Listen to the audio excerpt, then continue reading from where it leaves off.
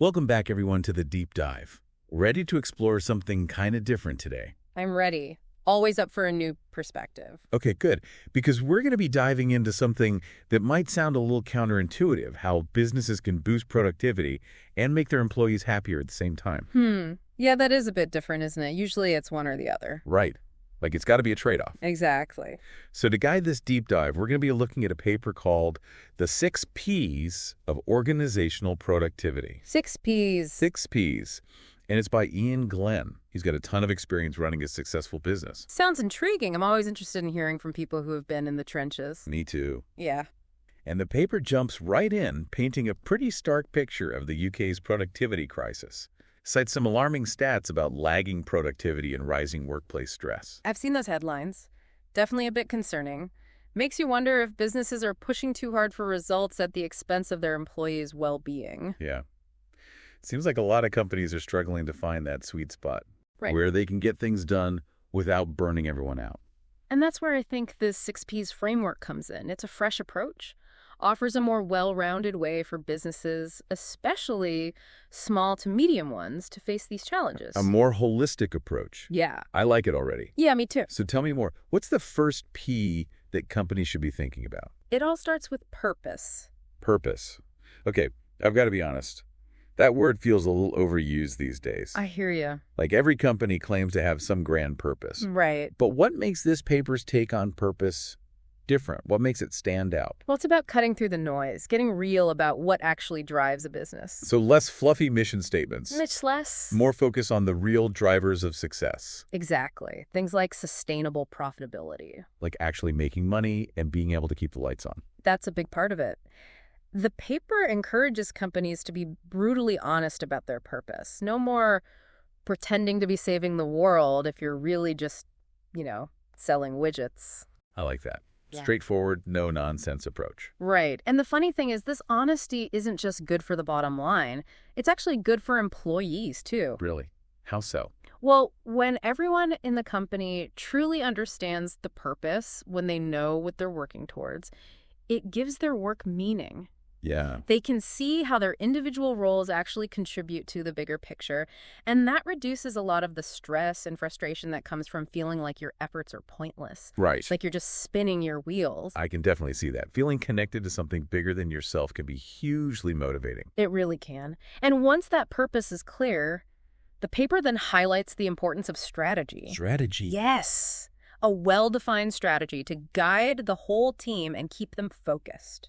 So you're not wasting time on things that don't align with the core goals. Exactly, because when you're trying to do a million things at once, you end up achieving very little. It's like that saying, chase 2 rabbits, catch none. Exactly. And all that scattered energy leads to overwhelm, burnout for everyone. Makes sense. The paper even gives this funny example of Free Friday fruit. Calls it out as a superficial well-being initiative. Free fruit? What's wrong with that? Nothing in itself. But it's not going to actually address the underlying causes of stress if the company's direction is all over the place. So it's a nice perk. Sure. But it's not going to solve the deeper issues if everyone's feeling lost and confused about what they should be working on. That's the idea. Okay, so we've got purpose, we've got a clear strategy in place. What's the next P in this productivity puzzle? It's progress. Progress. Yep. It's about breaking down those big, ambitious goals into smaller, more manageable chunks. So instead of trying to climb Mount Everest in one go, you're setting up base camps along the way. Perfect analogy. And the paper argues that this approach isn't just good for hitting those big targets, it's actually beneficial for employee well-being, too. Okay. I'm curious. Tell me more about that connection. Well, think about it. When you're facing a huge, overwhelming task, it's so easy to feel discouraged. Right. But when you break it down into smaller milestones, you create a sense of momentum, accomplishment. Every step forward, even a small one, contributes to that feeling of progress. Like a snowball effect. Exactly. And that feeling of progress, it's incredibly motivating and a really effective way to reduce stress. It's like those small wins we often talk about, right? Absolutely. Checking things off the to-do list, hitting those mini milestones. It feels good. Gives you that little boost of energy to keep going. Exactly. Keeps people engaged and moving in the right direction. And the paper also mentions the importance of involving employees in the process of actually setting those milestones, Right, right? absolutely. It's not just about dictating from the top down. It's Right. about giving people a voice. A sense of ownership. Exactly. And that can lead to even more buy-in and better results. Right, because when people feel like they're part of the process, they're more invested in the outcome. Okay, so we've got purpose and progress. What's next in this productivity framework? The third P is all about prioritization. Prioritization. Yep, and this one's really about understanding what not to do. Okay, now you've got my attention. Tell me more about this one. So we always hear that phrase, work smarter, not harder, right? It's a classic. But how often do we actually put it into practice? That's a good question. We get so caught up in trying to do things better that we forget to ask if we should even be doing them at all. So it's not just about efficiency. It's Yeah. about being brutally honest with ourselves. Yeah. What actually matters. Exactly. What moves the needle? And this is where that Pareto principle comes in, right? I got it. The idea that 80% of our effort often only yields 20% of the results. Yeah. So the challenge is to identify that 80% that's giving us the least return. The stuff that's not really making a difference. Right. And figure out why we're still clinging to it. Okay, I can see how that applies to individual tasks. Yeah. But how does that play out on a company-wide level? Well, the paper identifies 3 main culprits that lead to bad prioritization. Culprits. Ooh, this sounds interesting. Lay it on me. All right, so first you've got perfectionism. Perfectionism. Yeah. And then there are outdated processes. Outdated processes, okay? And lastly, ineffective practices. Okay, so let's unpack these one by one. All right, sounds good. First up, perfectionism. How can striving for perfection actually be a bad thing for a company's productivity? Well, while striving for excellence is definitely important, getting bogged down in the pursuit of perfection, especially in areas that don't really move the needle, can actually backfire. So it's about channeling that energy and effort where it truly makes a difference. Exactly. Then there's outdated processes. Yes. The dreaded, we've always done it this way syndrome. You know it. Things we keep doing simply because of tradition, even though they might not be efficient or even relevant anymore. It's so easy to fall into that trap of just going through the motions, isn't it? It really is. And then lastly, we've got ineffective practices. Right. These are things that maybe sound good in theory, but they don't actually deliver in reality. Oh, I know those. Sometimes they even create more work and stress than they solve. Exactly. So how can businesses start to identify and eliminate these kinds of productivity roadblocks? Well, it starts with asking some hard questions.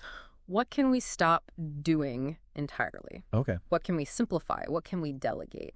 The paper suggests really taking a step back and honestly evaluating those processes and practices that aren't producing the desired results. So it's about moving away from just blindly doing things and adopting a more strategic approach. You got it. More analytical. Exactly.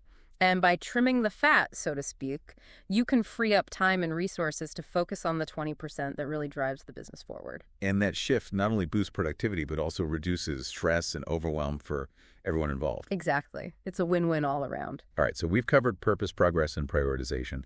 What's P number 4? P number 4 is procrastination. Procrastination. Now, I'm definitely guilty of that myself sometimes, but I thought we were talking about organizational productivity, not, personal bad habits. Well, here's the thing. Businesses can procrastinate too. Really? How does that even work?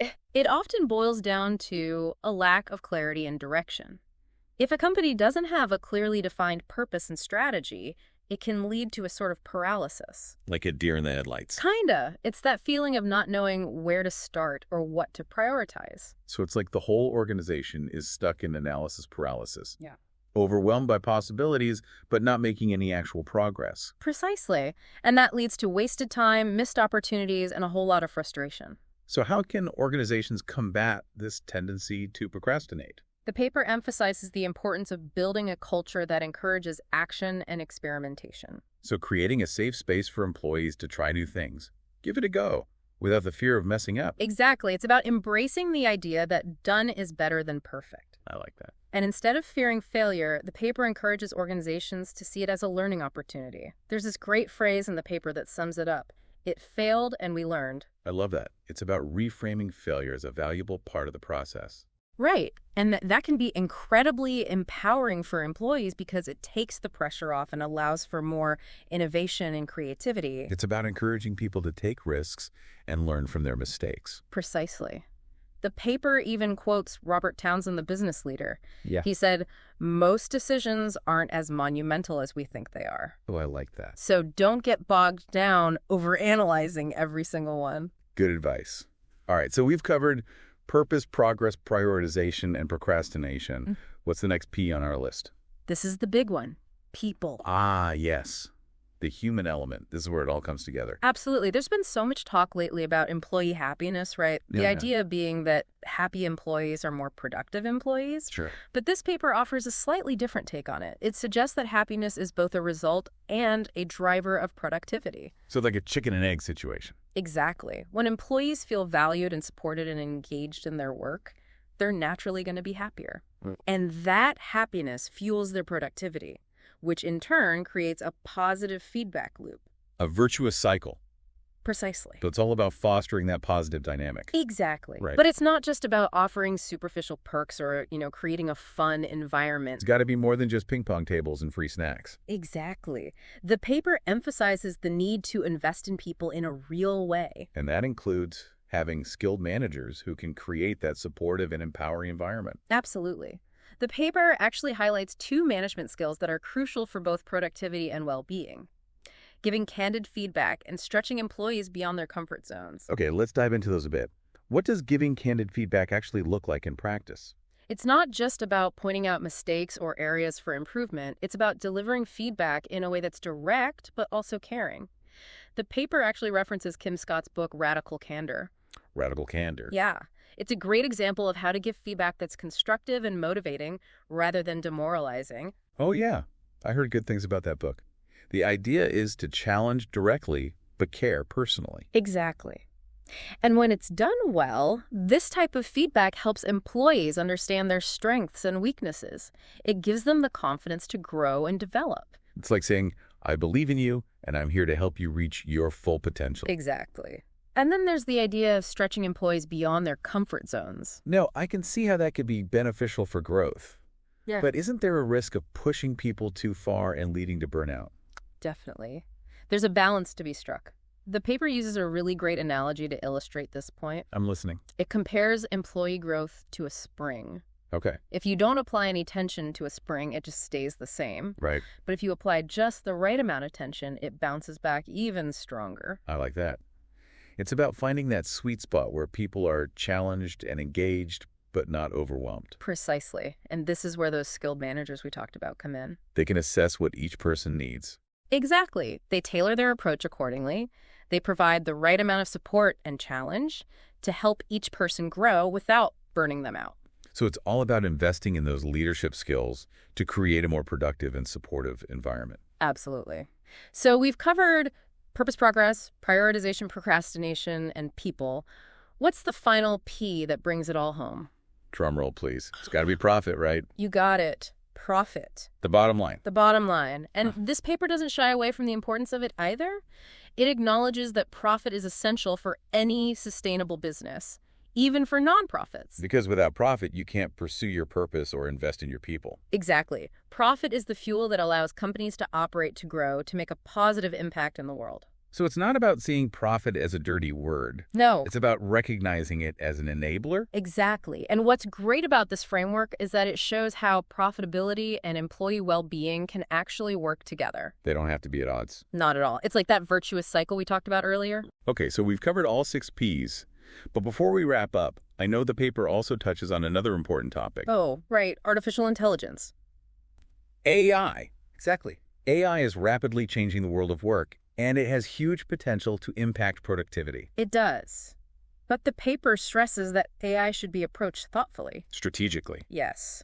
So how does AI fit into this 6PS framework? Well, the paper highlights 3 key principles for successful AI adoption. Okay, lay them on me. What are the key things to keep in mind when it comes to AI?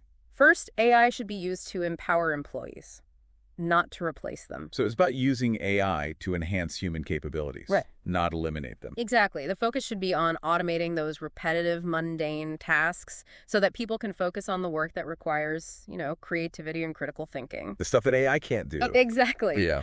The second principle is this Be cautious of AI just adding more processes instead of streamlining existing ones. Oh, that's so important. It's easy to get caught up in the excitement of new technology and implement solutions that don't actually solve the real problems. Right. It's about being intentional with your AI adoption. Precisely.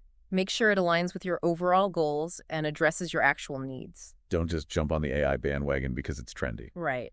And the third principle is this: apply the 6 Ps when you're considering AI adoption. Okay, so that means Define your purpose for using AI. purpose. Okay. Break down the implementation into manageable steps. Progress. Prioritize the areas where AI can have the biggest positive impact. Prioritization. And involve your people every step of the way. People. So basically treat AI implementation like any other strategic initiative. Make sure it aligns with your company's values and goals. Exactly. Now, while AI is certainly a powerful tool that has the potential to really boost productivity, it's important to remember that. It's important to remember that at the end of the day, people are still at the heart of any successful business. Right. Technology can help us do things faster, more efficiently. Sure. But it's human ingenuity, creativity, collaboration that really drives true innovation and growth. Yeah. So as we wrap up our deep dive into the 6 Ps of organizational productivity, what's the key takeaway for our listeners? I think the biggest takeaway is this: boosting productivity and improving employee well-being aren't mutually exclusive goals. They actually work together. They do. In fact, they go hand in hand. By focusing on these 6 Ps, you can create a more productive and more fulfilling work environment for everyone. It's about working smarter, not harder. Exactly. And this framework gives us a practical roadmap for achieving that. I agree. It's about creating a culture of purpose, progress, empowerment. Making smart decisions about what truly matters. And what you can let go of. Fostering a culture of learning, continuous improvement. And investing in your people, giving them the tools and support they need to do their best work. So productivity doesn't have to be a dirty word. Definitely not. When it's approached strategically, holistically, it can actually be a really powerful force for positive change. Absolutely. For both the business and its people. Well, on that note, I think it's time to wrap up our deep dive. But before we go, I want to leave our listeners with a thought-provoking question. Okay. Which of these 6 Ps resonates most strongly with you? And what's one small step you can take today to apply it in your own company? That's a great question to consider. Even small changes can make a big difference over time. Absolutely. Yeah. So get out there, embrace the 6 Ps, and watch your productivity and your well-being soar. Thanks for joining us on the Deep Dive. Until next time.